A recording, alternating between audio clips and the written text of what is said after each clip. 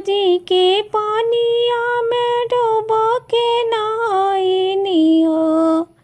गंगा जी के पानिया में डूब के नहाइनी हो। आहो गुरु सिनुरा बहाए मत दिया।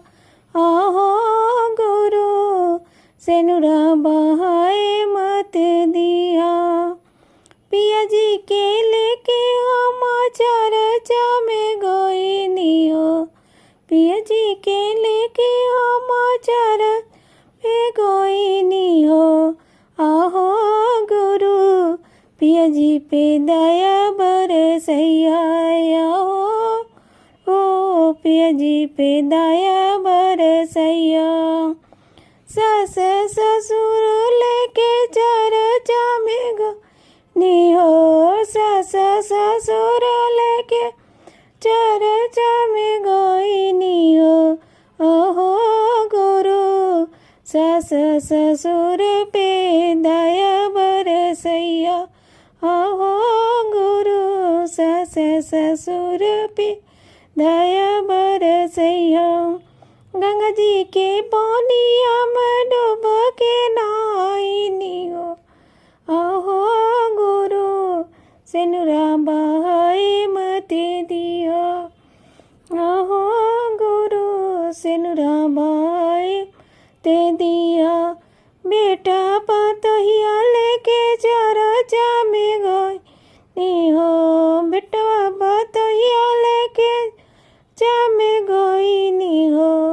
आहो गुरु बेटवा पे दया आया हो गुरु पतोहिया पे दया बरसैया। बेटिया दम डाल के चर्चा में गई हो। बेटिया दम डाल के चर्चा में गइनी हो। हो गुरु बेटिया पे दया बरसैया।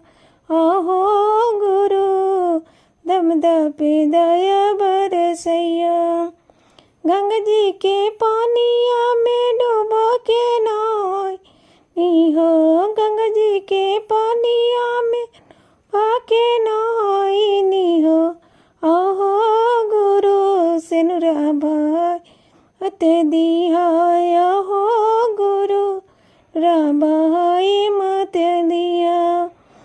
भैया भतीजवा लेके चर्चा में आइनी हो। भैया भौजैया लेके चर्चा में गइनी हो। आहो गुरु भैया पे दया बरसैया। हो गुरु भौजी के सिनुरा बनल रहियो।